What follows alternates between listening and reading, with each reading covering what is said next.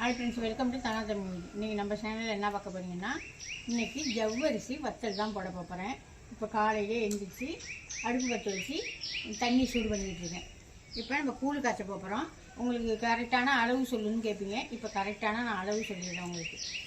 நான் வந்து இந்த பாத்திரத்தால் ஒரு பாத்திரம் உடைச்ச பச்சரிசி கழுவி காய வச்சு அந்த பச்சரிசியை உடச்சி வச்சுருக்கிறேன். அந்த பச்சரிசி வந்து உடச்ச பச்சரிசி ரவா மாதிரி உடச்சி வச்சுருக்கேன். நான் காமிக்கிறேன். அது இதால் ஒரு குண்டான் எடுத்திருக்கேன். நல்லா குண்டானை பார்த்தீங்க, நீங்கள் எந்த குண்டானாலும் வேணும் எடுத்துங்க.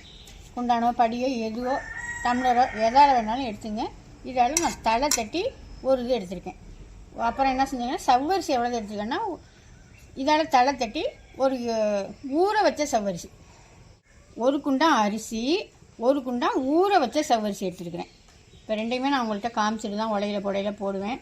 இப்போ வாங்க, உலை கொதிச்சிருச்சு.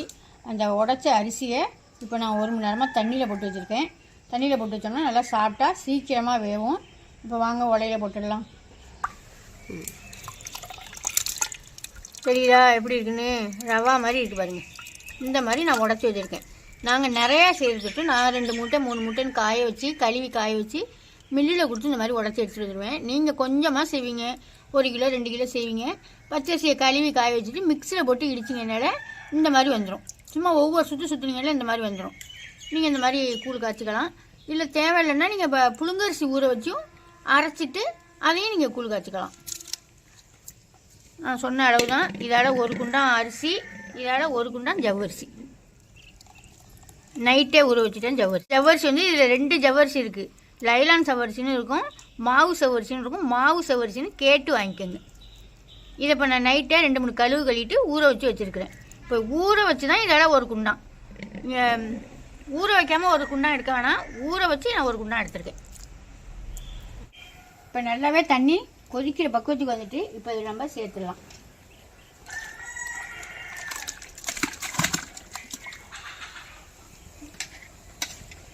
இதை போட்ட கையோடய நம்ம ஜவ்வரிசியும் அள்ளி போட்டுடலாம்.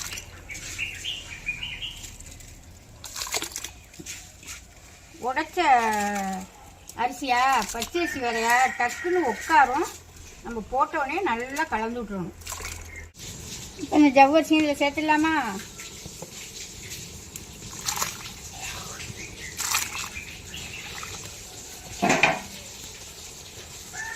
அவ்வளோதாங்க. ஜவ்வரிசியும் சேர்த்துட்டு நல்லா அடுப்பை குறைச்சி வச்சுக்கிட்டு கூழ் காய்ச்சி எடுத்துக்கலாம். எந்த பக்குவத்தில் இருக்குன்னு பார்த்துடலாமா? இங்கே பாருங்க, இன்னும் வேவலது, வெந்தோன்னு பார்க்கலாம். இந்த மாதிரி இருக்குது. இப்போ இதில் வந்து நான் உப்பு போட்டுட்டேன், உங்கள்கிட்ட காமிக்கல. உப்பு போட்டுட்டேன். உப்பு வந்து நீங்கள் எப்பயுமே கூழ் வத்தலுக்கு, இப்போ எந்த வத்தலாக இருந்தாலும் கூழ் வத்தல் ஃப்ளவர்ஸ் இதை எதுக்கு போட்டிங்கனாலுமே அரை உப்பு போடுங்க. அப்போ தான் உங்களுக்கு காஞ்சதுன்னா உங்களுக்கு உப்பு கரெக்டாக இருக்கும். இப்போ பார்க்கறதுக்கு நிறையா தெரியும், அதனால் உப்பு அள்ளி தெரியாமல் போட்டுறாமல் அரை உப்பு போட்டிங்கன்னா நாக்கில் தொட்டு வச்சு பார்த்தீங்கன்னா அரை உப்பு இருக்கணும். அப்போ காஞ்சால் நம்மளுக்கு கரெக்டாக இருக்கும். நான் உப்பு போட்டுட்டேன். இது இப்போ நல்லா ரெடி ஆகட்டும். நான் எந்த பக்குவத்தில் நம்ம ஊற்றுறதுன்னு காமிக்கிறேன். இந்த கூழுக்கு இந்த பச்சை மிளகா இது வந்து ஒரு 300 கிராம் பச்சை மிளகா. ஓரளவுக்கு ரொம்ப காரமாக இல்லாமல் ஓரளவுக்குனாலும் காரமாக இருக்கணும். அப்போ தான் நம்ம சாப்பாட்டுக்கு தொட்டுக்கிட்டு சாப்பிட்லாம். நம்ம வந்து ரச சாதம் எல்லா சாதத்துக்குமே, சாம்பார் சாதம் எல்லாத்துக்குமே தொட்டுக்கிட்டு சாப்பிடுவோம். அதனால் ரொம்பவும் சப்புன்னு இல்லாமல் ரொம்பவும் காரம் இல்லாமல் கரெக்டாக போட்டுக்கோங்க. நான் கரெக்டான அளவில் பச்சை மிளகா அரைச்சி போட்டுக்கேன். இப்போ இதில் சேர்த்துக்கலாம். இது பச்சை மிளகா போட்டு நல்லா இப்போ கலந்து கொடுத்துட்டு நம்ம இறக்க போகிற பக்குவத்துக்கு செத்த நேரம் இது அனலில் கிடக்கட்டும். இறக்க போகிற பக்குவத்துக்கு ஜீரகத்தை போடலாம். இப்பயே போட்டோம்னா வெந்து போய் கலர் மாறும். அதனால் நான் ஜீரகம் போடையில் காமிக்கிறேன். இப்போ நம்ம இறக்க போகிறேன். இப்போ நம்ம ஜீரகத்தை சேர்த்துக்கலாம்.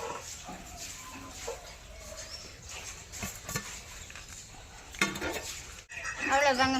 இறக்கண்டி வச்சு மாடியில் ஊற்றிட வேண்டியதாங்க.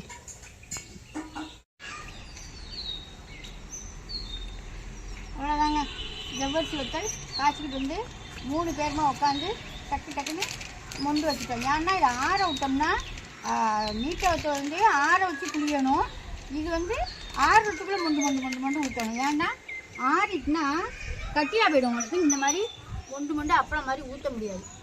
அதனால் யார் நீங்கள் செஞ்சீங்கன்னாலும் ஆற விடாமல் டக்கு டக்கு டக்கு சூட்டோட கரண்டி வச்சுட்டு மொண்டு ஊற்றி விட்டுருவோம். எல்லாம் ஃபுல்லாக ஊற்றி வச்சு பாருங்க. அவ்வளோதான், நல்லா காயட்டும். ஜவ்வரிசி வத்தல் போட்டோம்னாங்க நல்லா ரெடி ஆகிடுச்சு, நல்லா காஞ்சி எடுத்தாச்சு. இப்போ பெட்டியே போட்டு விட போகிறேன். நம்ம பொரிச்சு சாப்பிட்டுட்டு அப்புறமா பெட்டி போடலாம். நல்லா எண்ணெய் சூடு பண்ணிக்கலாம். நல்லா எண்ணெய் சூடாகிடுச்சு. இந்த மாதிரி 2-3 பீஸாக போட்டு எடுத்தோம்னா நல்லா பெருசாக பொரிஞ்சு சூப்பராக அருமையாக இருக்குங்க. அவ்வளோதான். இப்போ எல்லாத்தையும் பொரிச்சு எடுத்துகிட்டு வந்துடுறேன். ஜவ்வரிசி வத்தல் பொரிச்சு எடுத்துகிட்டு வந்துட்டேன். அப்படியே நம்ம வீட்டு சாப்பாடு என்னென்னு பார்த்துலாமா? வெயில் அடிக்கிற வெயிலுக்கு கொஞ்சம் தயிர் சாதம், அப்புறம் கொஞ்சம் லெமன் சாதம், அப்புறம் கருவாடு, நெத்திலி கருவாடு சின்ன வெங்காயம் மட்டும் வறுத்து வச்சுருக்கேன். ஆம்லேட் போட்டுருக்கேன். 10 இவ்வளோதான் நீங்கள் நம்ம வீட்டில் மதியான சாப்பாடு. உங்கள் வீட்டில் என்ன சாப்பாடுன்னு கமெண்ட் சொல்லுங்கள். சாப்பிட்டு பார்த்துலாமா எப்படி இருக்குன்னு? சாப்பிடலாம் ரொம்ப சூப்பராக இருக்கும்.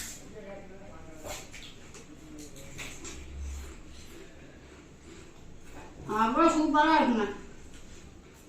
உங்களுக்கு இந்த மாதிரி வத்தல் வடகம் எல்லா மிளகா, மோர் மிளகா, மசாலா ஐட்டம் எது வேணுமோ மேலே நம்பருக்கு வாட்ஸ்அப் பண்ணி வாங்கிக்கோங்க. பாய்.